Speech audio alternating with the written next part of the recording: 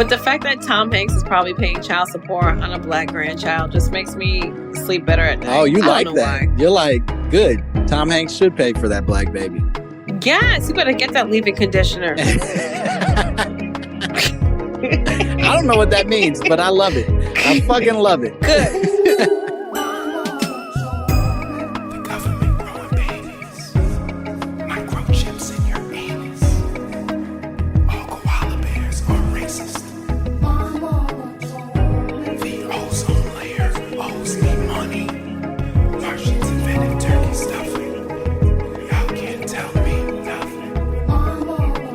Yup, there it is. We're starting. That's it, baby. Yeah. Welcome to another spectacular episode of My Mama Told Me, the podcast where we dive deep into the pockets of black conspiracy theories, and we finally work to prove that Muddy Waters got the name Muddy Waters because his mother had no idea she was pregnant and instead thought she had 9 months of diarrhea.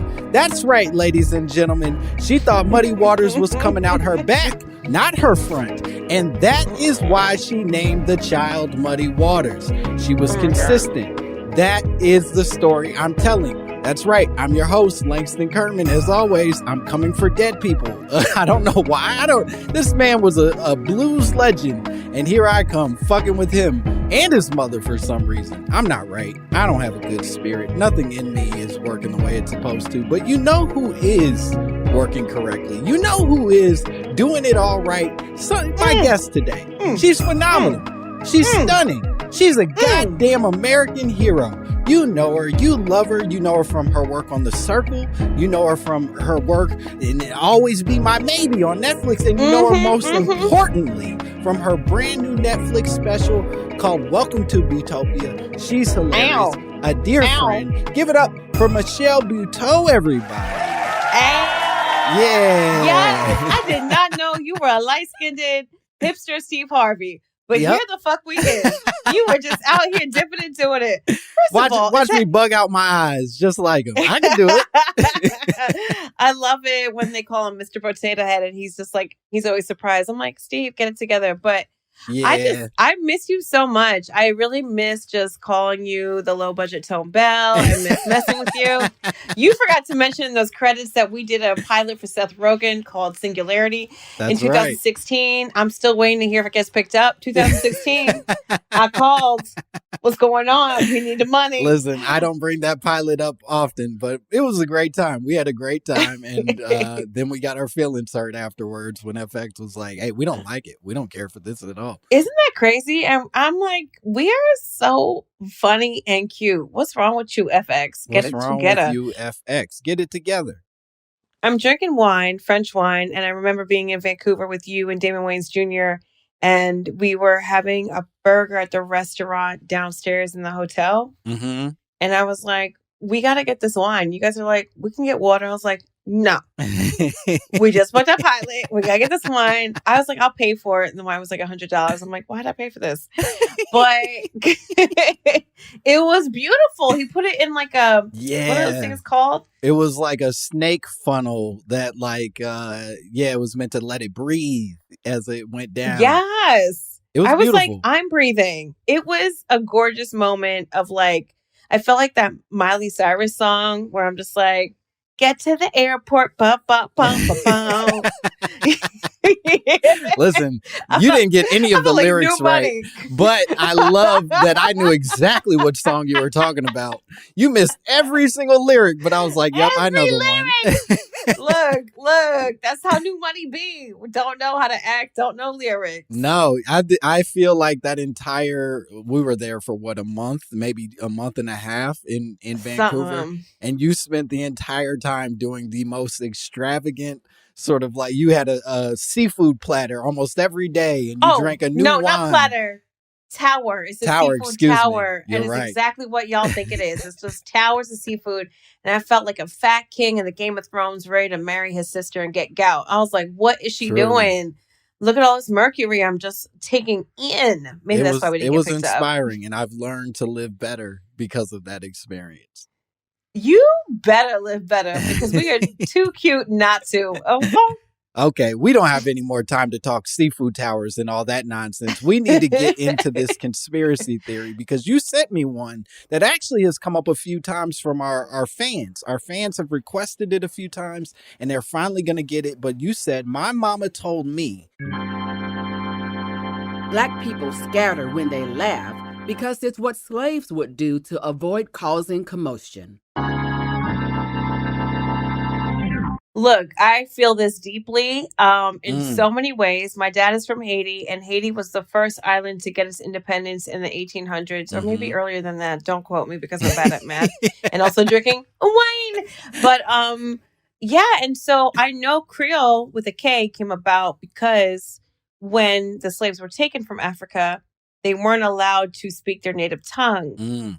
And so even though they were out in the fields, they had to make it sound like it was French, which is how they were able to mix it to make it sound like they were still speaking French from afar, but still adding their African influence. And so, you know, a lot of my aunts and grand aunts would always cover their mouths when they laughed because women weren't supposed to show emotion. And I feel like just secrets in general is such a Caribbean, Southern slavery. I don't know how to read. I don't know how to write. What you mean? So I feel like if you show emotion, you're definitely going to run away and laugh in a corner like you're something on a Blair Witch Project. So this conspiracy spoke to me deeply, especially as a big titty, freckle-faced truth teller, where I'm just like, nobody wants to see your dick on stage, you know? Like, I mean, I don't know if my ancestors' wildest dreams or biggest nightmares, but here the fuck we is. And so I got you. So you are, in your words, you are opposing everything that they stood for in a beautiful way, not in a traumatic way, but in a really nice way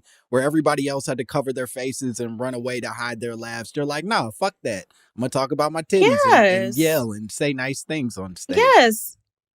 And also tell men what to do and not do, because for so long, particularly Black women, were not allowed to tell, especially men, what to do. You know, it's always like, protect your men. But like, no one ever talks about us. So with your aunts, aunts, were they communicating that to you, that this was a sort of reaction to what was happening, or is that something you just saw and picked up on and made note of? A little bit of both. Like it took me a good ass minute for me to realize they weren't joking. They were trying to tell the truth 3 wines in with a smile. You know, I'm like,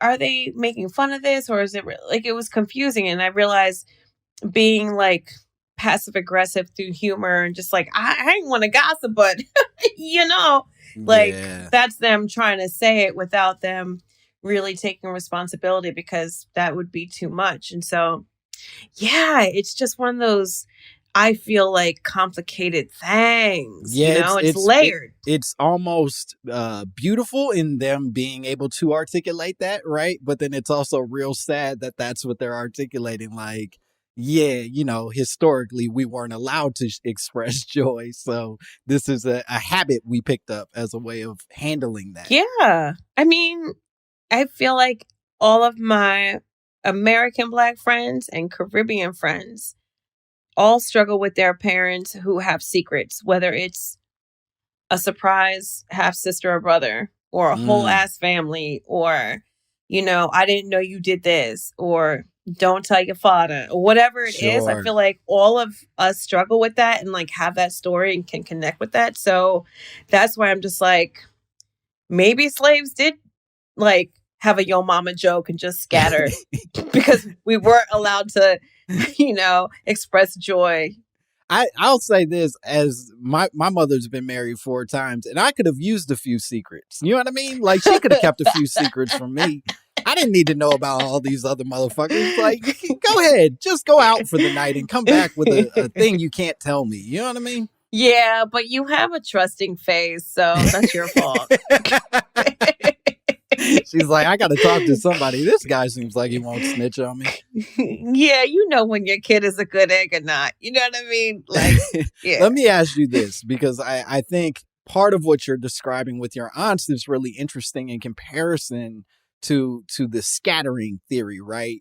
in that the scattering to me has always been sort of like synonymous with joy. Like it seems joyous.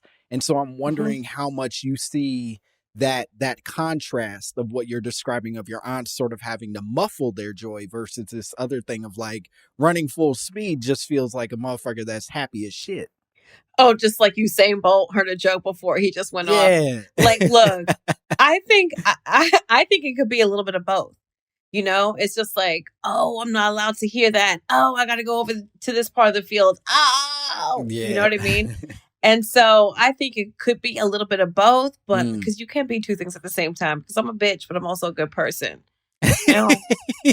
And that's true. That's 100% true. Top to bottom, no disagreement on this side of the table. I hate you so much. But I mean, but yeah, I mean, it's like, nothing makes you feel better as a comedian when you, whether you're on stage or not, tell something funny or just real and somebody just like has to run off and has like a bodily reaction. You know what I mean? So that's the realest. I used to watch, I'm sure you did too, I used to watch a shit ton of Def Jam. And the best fucking episodes and the best moments of all those episodes were when people were standing up and running through the aisles and like fully making this church. Yeah, it was like a holy experience for them watching these shows. And it's like, you can't beat that. That's unbeatable as a comedian. Oh, that is just something you always strive to. It's just like, I have been told since I was like 5 years old, since I can remember, I should always be bikini body ready. Fuck that bikini. Fuck your bikini. I don't want to be bikini body ready. I want to be so funny that a motherfucker's got to get up out of his seat and just like wave a flag like he's at Caribbean Day Carnival. You know what I mean? Just in the beginning of September. I need a break from whatever this is just because it's too good. Yes. Like, you know, I want to say something so fucking powerful that somebody can't control their body. That's where it's fucking at. I like that. Oh, man. Here's the one challenge that I've had with this conspiracy theory for a while. It's one that I sort of struggle with on a personal level is I don't love the idea that we as Black people of today are still trapped in the rules of like what slavery was. Do you know what I mean? Like there's something that bumps me a little bit of just being like, God damn, we still doing slave shit in 2021. Dude, you know what I mean? I get that, but generational shit is fucking real. And when people throw around the word toxicity and PTSD and all these other fucking words that we're using now as hashtags, that is like woven in our fiber and we don't even fucking know it. Right. You know, like so many of my Black friends and Spanish friends will be like, I can't afford to buy property, even though they're making money. Because they just have never seen anyone in their family actually own something. It's always a rent check. It's always the 1st or 15th of the month. And it's just like, oh, we can actually, you know, and I've just come up with it this week. We can redefine our history by defining our happiness. And so we have to individually do that and pick our fucking lane, but also appreciate the lanes that have been like carved out for us. Because it does make us who we are, but it doesn't define who we're always gonna motherfucking be. So, yeah, I say learn from the past, but move the fuck on. Like, look, as a woman of any race, if you go out and have like a vacation by yourself, you're not gonna go out and be like, I can't drink because, you know, I saw Silence of the Lambs and that shit might happen. You know what I mean? Like, you can't just go out and be like, no, history has taught me. Yeah, it's like, no, you can still go out and be free and be you and be smart about it and understand what could happen, but be smart about who you talk to. So I feel like if we ain't learning from the past, then what the fuck is the point? So yeah, I also so by that argument, then it shouldn't be me looking at this resentful, like, God damn, we're still doing slavery shit. It should instead be me embracing it and being like, no, look, we got a beautiful lesson out of slavery that we should just celebrate. Yes. Instead of, you know, no resentment, just love. Yeah, because man, you do comedy, and if you can make people scatter and laugh, then you are your ancestors' wildest dreams. Sure. I like that. And I don't even have to think about the fact that they running like slaves. I just got to be like, nah, it's beautiful. Look at them little slaves run. Go ahead, y'all. Enjoy yourselves. Somewhere Lupita's just like, fuck this show. Fuck this show. I was reading something in relation to this that was talking. It was somebody analyzing like, you know, the slave stories and how they're so tired of watching films now that continue to sort of retell slave stories and retell our trauma. And they were saying that Lupita has admitted that she still feels trauma from having played the part of in 12 Years a slave. And it's like, God damn, if that shit's still making you feel traumatic, you were just pretending. I can't fucking imagine the trauma that was cooked into our bones, to your point, that has become permanent in the way that like generations behave afterwards. Yeah, it's really one of those things where it's like movies is almost all we have because no one's rewriting history books. Mm-hmm. No one's trying to update the Bible. Yeah. Like what's done is done. Do you know what I mean? Like we update our phones more than we care about updating history books. Mm-hmm. And shit has happened. Yeah. And you want to put O.J. Simpson in the book? So much other shit has happened. So like, right. I feel like these movies are here for a purpose, but I totally understand.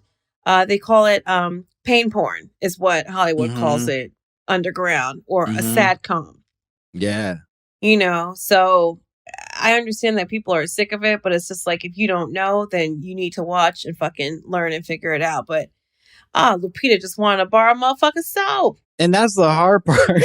That's the hard part with all of this is like with the pain porn, it is retelling stories that we need to hear or at least need to be aware of. But then at the same time, if you don't want to make pain porn, how the fuck do you make slavery funny? Do you know what I mean? Like when like there's no stories of like hilarious slaves.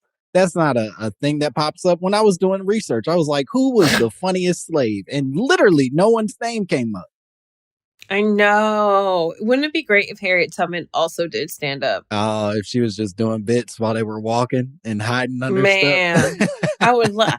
Like, look, Harriet Tubman and Josephine Baker are two women I would love to talk to. I mean, besides other women, but you know, I feel like when love drives you to make history, it's just like, oh, girl, talk to me about it. You know what I mean? She went down to the South again to get her man. And he done moved on. It's just like, this bitch waited a whole 12 years. Anyways. I love that. I do love the idea that Harriet Tubman is like hiding under a bed with somebody, and then the master walks past. You're like, look at this nigga's shoes. This shit ain't. Look at his trash ass slave owner shoes. Terrible. Just roasting. Okay, let me ask you this: with the idea that you are embracing this scattering, right? If we're embracing the scattering, do you feel like we're still living with the trauma of our relationship with white people when we scatter? That we are doing it, in fact, for the protection or comfort of white people? Or is that just our way of expressing ourselves at this point?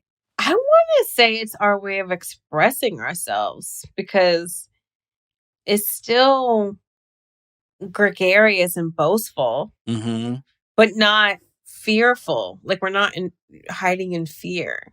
You know, we're just like doing the most, which I like that.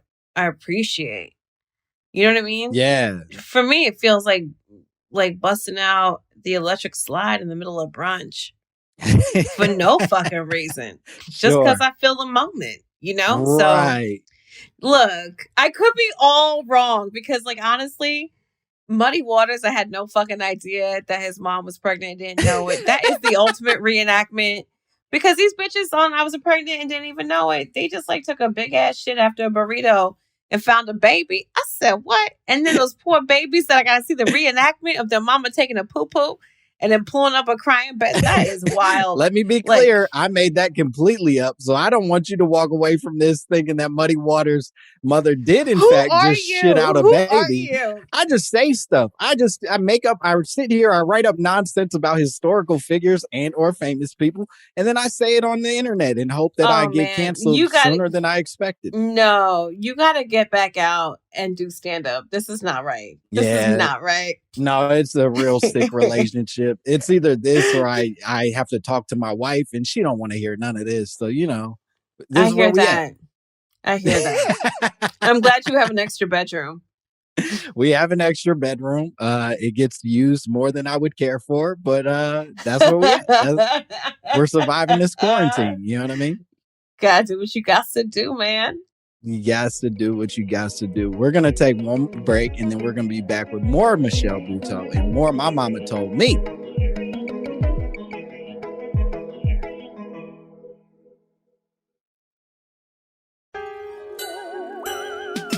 And we are back. Yes, pull up. Spriggy diggy diggy diggy. Honey, we don't say the N-word around 2-year-olds. All right, yeah, we're back. We're back. It's the only button that works, so that's what we're using. We're back. We're still talking to Michelle Buteau. We're still talking about the possibility that Black people scatter when they laugh as an homage, as a historical sort of generational homage to the slaves before. And we're about to get into some of this research. I have an exciting collection of arguments, thoughts, things that I've gathered that I'd love to run past you, if that's okay. Dope. All right. So again, I tried to Google who was the funniest slave. And the main thing that actually came up in relation to funny slaves was Frederick Douglass. Apparently, pound for pound, that nigga was pretty funny back in the day. Like that his writing was considered to be humorous. Douglas with two S's. Tell me about it now. And I think his third wife was white. He probably had jokes. Oh, yeah. He made it all the way to a white woman. He literally lived a whole life.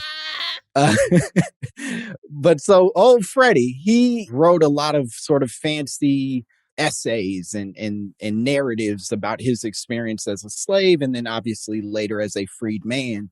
And a lot of what I've read wasn't so much funny, but it was sort of like a lot of like ironic sort of twists, right? So it's a lot of fancy words that go on to say, man, my master sure did pray a lot before he beat the shit out of me. Okay. You know what I mean? Stuff like that. He was blogging before it was a thing. Exactly. It was like a good blog, but there's not a lot of talk of laughter in relation to slaves, in part because historically they don't want us to know that slaves were necessarily having that kind of fun, and or they weren't having fun at all. We're not 100% sure. Oh, I think I'm 100% sure. I don't know. But go on. I like to think they had at least one funny day. Just one hilarious. Yeah, I get you though. Here's something that did come up though in relation to slaves and laughter. Have you heard of laughing barrels? No. Okay, so apparently, I'm so glad you haven't heard of them. Apparently, laughing barrels. Oh no. It's not as bad as you think they are, although it's pretty fucked up. It's not good. I'm not even gonna pretend it's good. But apparently laughing barrels were basically barrels that slaves, when they thought something was funny, would hide their heads in order to keep from master hearing their laughs, keep them from yelling out. So they would poke their head in a barrel and laugh inside of there instead of laughing out in the world where master could hear them. You seem horrified. None of this seems to be that's sitting still well sad. in your At least spirit. they're not like, I mean, it was that, or like they would have to like be in a, like get thrown in a barrel and like thrown over a waterfall. Yeah, I don't think they were laughing in that one. But we are. So sure. Those weren't the funny barrels, but apparently there were whole barrels that just used to be sitting around where the slaves would use as basically a hiding place. Wait, for their laughs. Is that where the phrase "a barrel laughs" came from? There are arguments that is in fact where the phrase comes from, is that slaves invented these barrel of laughs. Now, other etymologists, these other white people that run dictionary.com claim that a barrel of laughs was not in fact invented through slavery, but was just barrels were at the time a giant measurement of stuff. And so they're saying, they're racist. Yeah, they exactly. don't want to fucking add to history. Yeah, they're like, we ain't trying to deal with all that slave shit. It's just a lot of laughs. Those fucking soppy ass edamamies or whatever the fuck you said. The edamames just don't want to talk about slavery. So here we are. Look, I'm a good person. That's all that matters, okay? One of the things that I discovered, though, in relation to this barrel of laughs, and I'm loving that you brought this up in terms of them not dealing with history, because I think it's a really important layer here, right? Is that so much of our understanding of slavery was propaganda. It was shaped by the way that white people wanted us to understand slavery. It still is. Talk that talk. Tell me more. Hell yeah. It still is. I mean, there's a reason why in 2020, through a quarantine, through the video of George Floyd, and today is March 29th, sorry, spoiler alert, is the trial of Derek, whatever the fuck his name is, the piece of shit that kneeled on his neck. For the only reason why Black Lives Matter movement doubled or tripled in size is because white folks got on board and finally fucking said, this is bullshit. People don't even understand the word systemic or what the fuck that means. People don't even understand history. I mean, I'm German, that's why I have a bubble butt. Whatever the fuck people are saying, it's just like, when I say we are stronger together, that is fucking everybody. Because everybody needs a Brad Pitt in 12 Years a Slave. Do you know what I mean? Everybody needs a person to be like, I believe you. I understand. Let me help you. Because at this point, you know, we can't rewrite what the fuck happened, but we can try and deal with it. Yes. And I think the exhausting part, especially for us, like the fourth or third or fifth, whatever the fuck generation you are, is trying to explain to people that it's even real to begin with. Right. And I feel like this whole Asian hate situation has always motherfucking been there. It's always motherfucking been there, but it's just like, you know, which group of, like, culturally, who's going to be the loudest?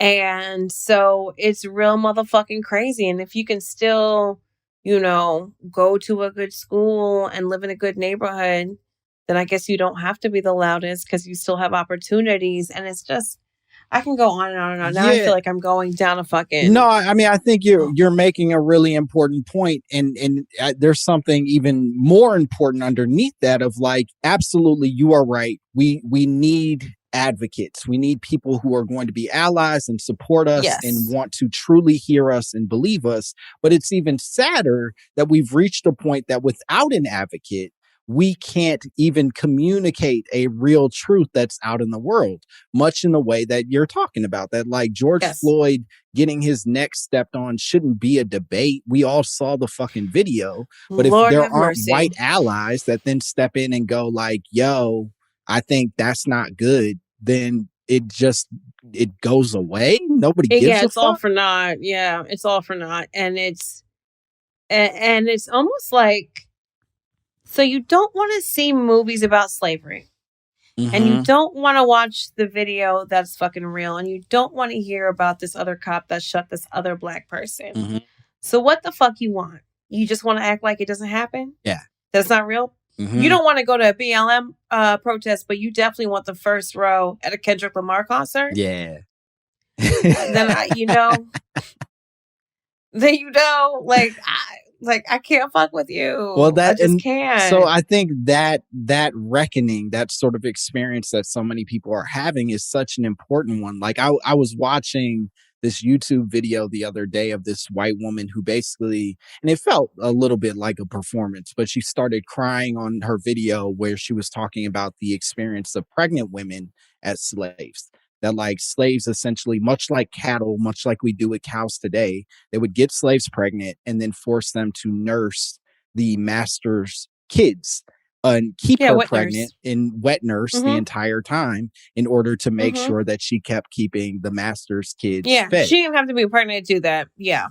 Oh, yeah, because you can keep nursing until you stop nursing. Either way, you're basically you're taking a kid away from a lady and then forcing her to basically give that milk to a different kid that doesn't belong to her for your own gross satisfaction. And the woman was crying, and it got all these retweets, and everybody was so proud of her for all the beautiful words that she spoke in representation of the Black community. And a part of me was like, I guess, but like, I don't need her. You know what I mean? I wish I didn't need her. I wish that kind of advocacy wasn't something that needed to exist. I wish we could just be honest about what these stories are and then move the fuck on. Yeah, that's a very pragmatic, linear way of thinking. And that's just not how it's going to go. Yeah. If you're a lawmaker, great. Thank you so much. But that's why men love to make laws about women's bodies. Sure. That's just not how it fucking goes. Yeah. And it's a very complicated relationship. I mean, I had a surrogate to bring my twins to life. And essentially, it's like almost the same idea, but not. Using someone else as a vessel. So how many of those stories were really just women who need to feed their child or women that were forced into it? A lot of women were forced into it. But a lot of them were probably like, I'd rather feed this child than work in a fucking field. Because at least I'm doing something for the betterment, you know. And also, to me, when I think of that, I just think of like Clarice, that movie with Doogie Howser and Whoopi Goldberg, where it's like she was his nanny. Y'all, I'm Asian myself, but like, look, she was his nanny, and he was like 10 years old. He was a product of divorce, and he started speaking Jamaican patois and stuff. And I was like, well, are we, sort of bringing everybody closer together by forcing them to be with each other, or is this just a whole other thing? Yeah, That's tough. Complicated. It's tough because if you don't keep interacting with that community, after a while you go, man, fuck them people. I don't know that lady no more. I've moved on. You know what I mean? Like, you got to keep a Jamaican person in your house forever and always to keep maintaining that intimacy, that care for the group that you're representing. Yeah, but sometimes you're just like, I knew this Jamaican lady when I was growing up, and so therefore I will be empathetic to people from the islands or some shit. Right. I'll be nice to the people from the islands, but fuck Nigerians. I don't give a fuck about that. It's just tough. It's all become pretty much.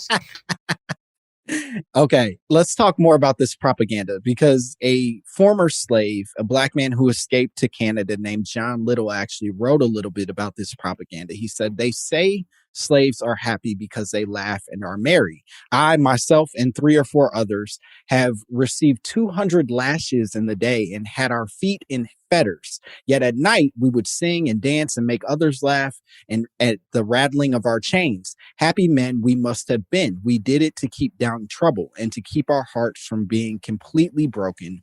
That is as true as the gospel. Just look at it. Must not we have been merry? Yet I have done it myself. I have cut capers in chains. And he says all that with the intention of basically making it clear, like, yo, we found ways of laughing, but that wasn't the heart of what we were doing. We were just using laughter as survival. Don't we all?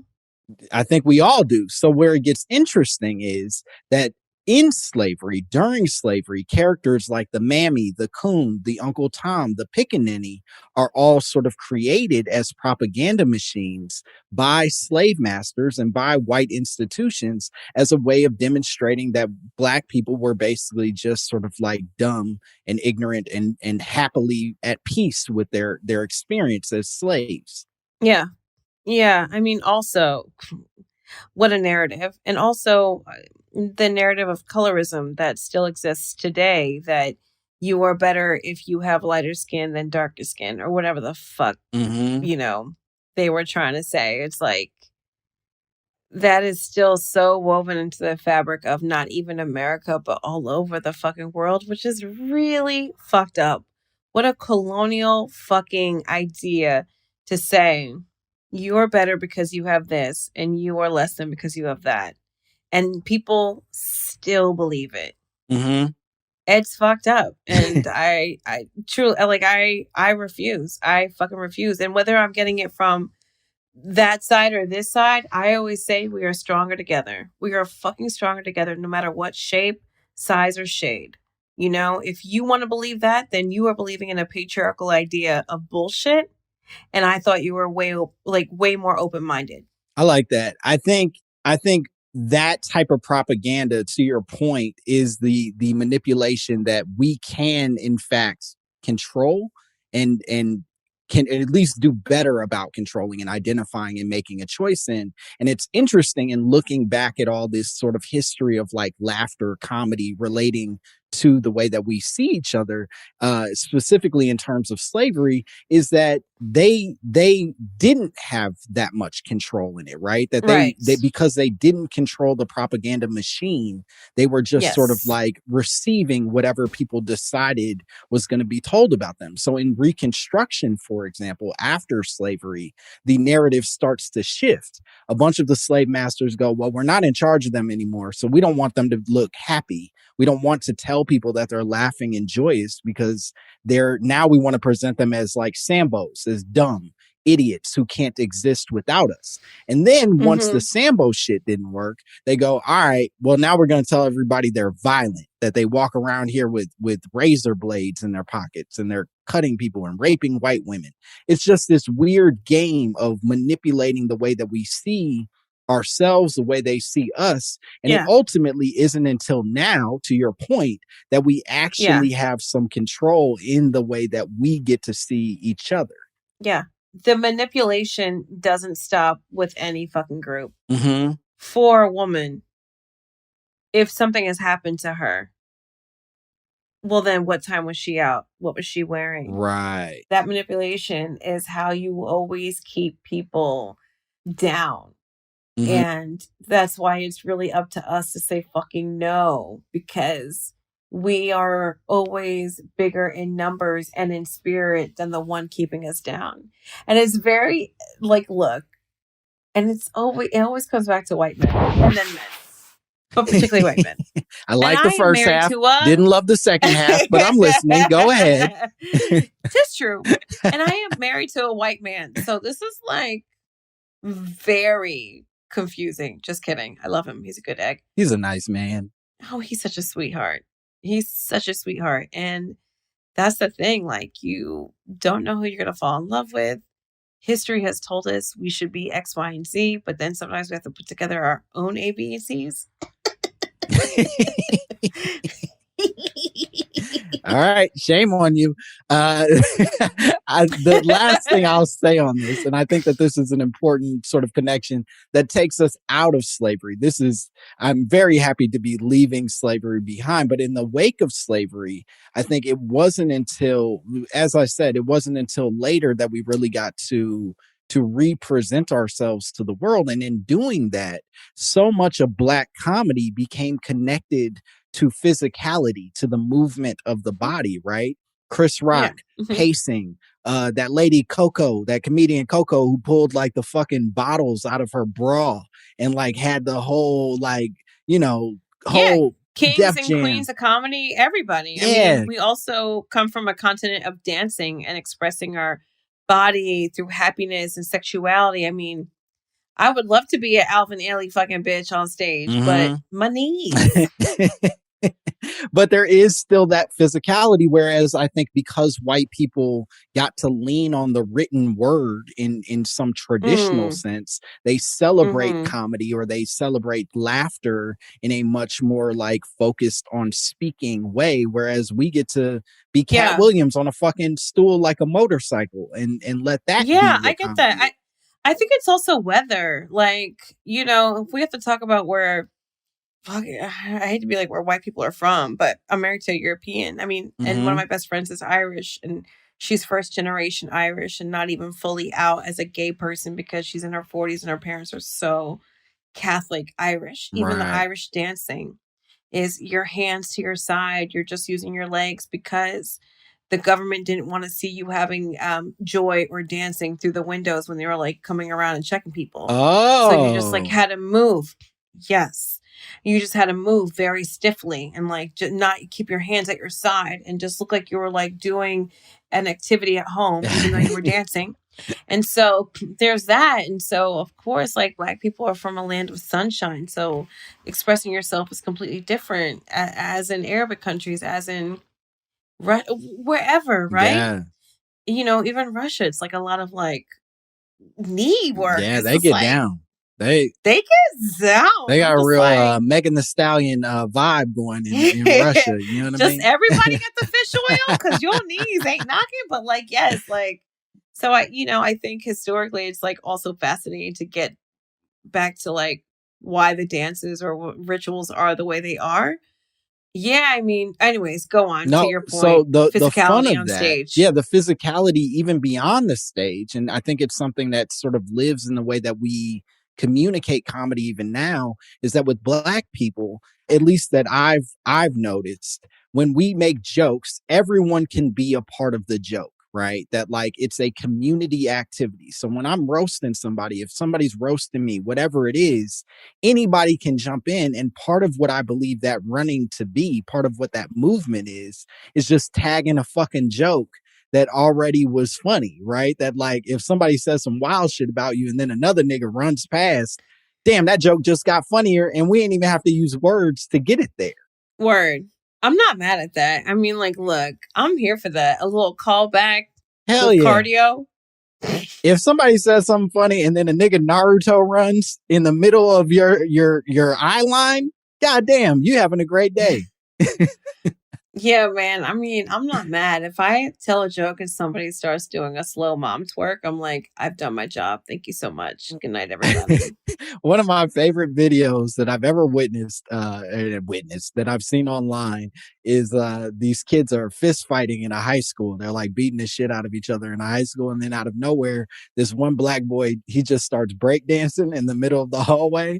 And he's like breakdancing in the middle of the fight. And it's so fucking funny. And it's just a weird question mark / exclamation point that gets added to Yes. this otherwise pretty jarring moment. That's dope. I wish that more people just had the need to dance in the middle of violence. That is so Michael Jackson in a parking lot with a fake knife.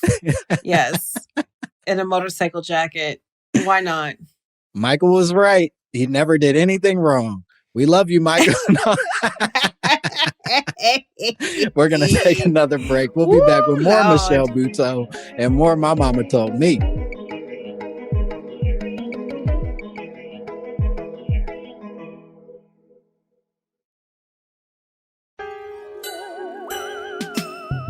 And we are back. Later, he gets the rebound, passes it to the man, shoots it, and boom goes the dynamite. Yeah, we're back here with more Michelle Buteau. More My Mama You Told gotta Me. get Chad Hanks on this show. I'd love to have Chad Hanks. Unfortunately, he's white, and we haven't stepped into the white space yet. But someday he can out-black many motherfuckers, and that would be fucking fascinating. Listen, I'll say this. Everybody's been real mad at him because he said it's going to be a white boy summer. And I was like, I don't know, man. That's some funny shit. And we just need to learn to appreciate a silly Billy when he's being a silly Billy. You know what I mean? He is a silly Billy. Okay, I want to play a game with you. This is a fun game called Some Nigga on the Internet Was Saying Something. This Kool-Aid, we put this on bitches like you. It's a fun game where I am going to introduce to you a clip from one of our fans. Plenty of our fans send us wonderful clips, and I would love for you to just react. Give me your full thoughts on everything that this person says. And I picked out somebody. I don't know any other way. I picked out somebody I know you're going to enjoy. So I'm very excited for you to meet him. Fuck. Here we go. Oh, fuck. Okay. Hey, Langston and all your fans from the My Mama Told Me community. We love conspiracy theories, right? So I got this cool one. My name is Kutsi, and I'm all the way from Berlin, Germany. I'm a huge fan. I'm Black, by the way. Originally from Africa, Namibia, the motherland. Yes. And I'm gay, of course. As you can hear in my voice, that's another conspiracy of its own about the gay voice, you know? Okay, fine. So what I want to talk about is I believe that my mama my mama didn't tell me, but that's the gist of it all. Like, Tyra Banks as a secret undercover agent. She either works for the CIA, KGB, whatever, undercover, or MI6, whatever. Because you should watch all old episodes of America's Next Top Model. It's like the challenges they do, it's like models in real life don't do those challenges. They don't need to walk sideways from the top of a building, take photo shoots underwater, avoid getting bulldozed on with wrecking balls on the runway. Like Tara okay. did crazy challenges. It Show was enough. really crazy Show to enough. watch, as well as her show, the Tyra Banks Show, another very weird time in television. I think circa 2004, 5, 6, when Tyra was at the peak of her show and everything. It's just crazy. So just check into that. And even the winners, the only do it. known winner from America's Next Top Model that we know of today, see around, is Ava Marcel, the first winner ever. And America's Next Top Model has had more than 20 cycles. We never hear from the other girls. Is it because they're undercover agents too? Like they get recruited? What? Very interesting. So yeah, check into that. Love you guys. Love the podcast. All right. There it is. That was Quincy. Wow. I think it's pronounced Quincy. I couldn't quite follow, but it's probably Quincy. Okay. Is that real? Was that a real person? It's a real person who really submitted. And my favorite part of it was, I have so many favorite parts, but I love him opening and being like, I'm black. Just so you know, I'm black. I know my voice sounds like I'm not black, but I'm from Berlin. And then he goes on to say, and I'm gay, which you can hear in my voice. And he's like, which is a whole other thing. Oh my God. So, is that real? It's real. What do you think of Quincy's theory that Tyra Banks is a secret CIA operative? Oof, I get it. Tell me more, please. I get it. Like, look, conspiracy theories aren't always the most popular take, especially at a dinner party.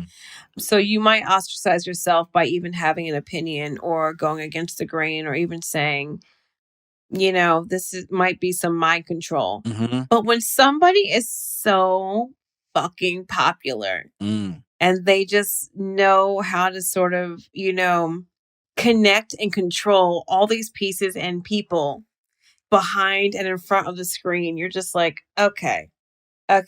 What do you know that I don't know? Because this is a lot. So, I don't know. Because you know what? Tyra says a lot about herself. She shares a lot, but she doesn't like Oprah share. Mm-hmm. She doesn't even like Obama share. She's just like, I understand cankles, and then like just makes women do wild shit. It's just like, do you? Because I don't know that much about you. I haven't seen you do it. Yeah. You're just making people do it. So like, look, what is that guy? Tony. Oh my God. Tony. No, thank you so much. I don't know. No, he is like a life coach. Oh, Tony Robbins. Yeah.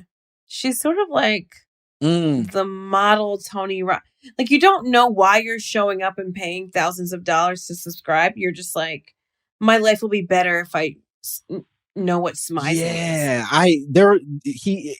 There was a few moments where he started to sell me on his theory, largely in that idea of mind control and the idea of getting them to do physical activities that don't apply to the job that they're actually signing up for. So it's like they're learning to be models, but you have them scaling a building. And it's like, y'all could have did this in green screen. I know for sure these women ain't scaling buildings every week to get this perfect shot for, Polo Cologne or whatever the fuck it is. And I'm just like, what the fuck does a scavenger hunt in Japan got to do with... Do you know what I mean? I'm just like, why does she have to cut all her hair off? Yeah. You're really making people make some weird choices that feel like on the other side, you have a different plan for them than we anticipated. I don't know if it's a conspiracy. But there is something very strange going on. I will say that I didn't love the addition of the Tyra Banks talk show and him being like, you can figure that out. You go do some work on that. There was no suggestion of what might be the possible connection here. It was just like, he's like, look, it was weird. Figure it out. He's like, I gave you the 1 and 2, figure out the 3. Yeah. And he was like, did he say Namibia? Is that what he said? The motherland. The motherland. It's like, isn't it the whole continent? But I don't know. Specifically said. I don't know either. Do I look like a fucking like a big titty Indiana Jones to you? I don't know. Well, thank you so much, Quincy. That was a beautiful submission, and I think you can rest safely knowing that Michelle and I are sort of on board with your theory that Tyra Banks is a CIA operative, but not on board with Namibia being the mother of the mother country. Yeah, it's not. We don't know for sure. We are neither Do of I us. look like a light-skinned Laura Croft to you? I don't know. Neither of us are big-titted Indiana Jones, so you got to figure that out on your own. All right. Please cut that out. Nope. That's staying in. Michelle, we did it. This was so much fun. Can you tell the people where they can find you, what cool stuff you have going on, all of that stuff? Oh my God. I mean, find me if you want to. I'm hosting The Circle Season 2 on Netflix. You can look at my special, Welcome to Buteaupia. I tied with Jerry Seinfeld for a Critics' Choice Award, which is bananas. And pajamas. You can watch First Wives Club Season 2 coming out on BET and BET Plus. I think that's June 24th. And there's something else I don't remember, and that's okay because I pay my taxes on time and my kids are clothed and fed. She pays her taxes. She's on TV and her kids eat sometimes. She's fantastic. Give it up one more time for Michelle Buteau. So great. So happy you were here. And as always, you can follow me at Langston Kerman. And please, if you want to send us drops, you can send them to mymommapod@gmail.com. We would love to hear from you. Okay, that's everything. Bye.